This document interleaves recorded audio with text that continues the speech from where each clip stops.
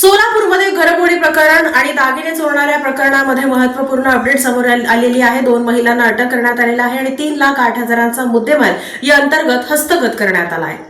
सोलापूर शहरात घरफोडी व दागिने चोरीच्या वाढत्या घटनांचा छडा लावत गुन्हे शाखेच्या पथकाने मोठी कारवाई करत 2 महिलांना अटक केली आहे। त्यांच्या ताब्यातून एकूण 3,08,400 रुपयांचा मुद्देमाल जप्त करण्यात आला असून यामध्ये सुमारे 27 ग्रॅम सोन्याचे दागिने, 9.5 ग्रॅम चांदीचे दागिने आणि रोख रक्कम यांचा समावेश आहे। शहरात वारंवार घडणाऱ्या चोरीच्या घटनांमुळे नागरिकांमध्ये भीतीचे वातावरण निर्माण झाले होते। या पार्श्वभूमीवर पोलीस आयुक्त एम राजकुमार, पोलीस उपायुक्त गौहर हसन, सहाय्यक पोलीस आयुक्त मनीष पंडित यांनी गुन्हे शाखेला विशेष सूचना देत तपासाला गती दिली। वरिष्ठ पोलीस निरीक्षक अरविंद माने यांच्या मार्गदर्शनाखाली पोलीस उपनिरीक्षक मुकेश गायकवाड व त्यांच्या पथकाने गुप्त माहिती गोळा करत संशयितांवर पाळत ठेवली। तपासादरम्यान सिद्धेश्वर यात्रा परिसरात चोरी करणाऱ्या एका महिलेला ताब्यात घेण्यात आले। चौकशी दरम्यान तिने चोरीची कबुली दिली असून तिच्याकडून चांदीचे दागिने व रोख रक्कम जप्त करण्यात आली।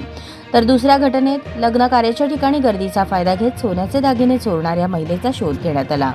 तिच्याकडून सोन्याचे दागिने हस्तगत करून तिला अटक करण्यात आली। या दोन्ही आरोपी महिलांविरुद्ध संबंधित पोलीस ठाण्यांमध्ये गुन्हे दाखल करण्यात आले असून पुढील तपास सुरू आहे।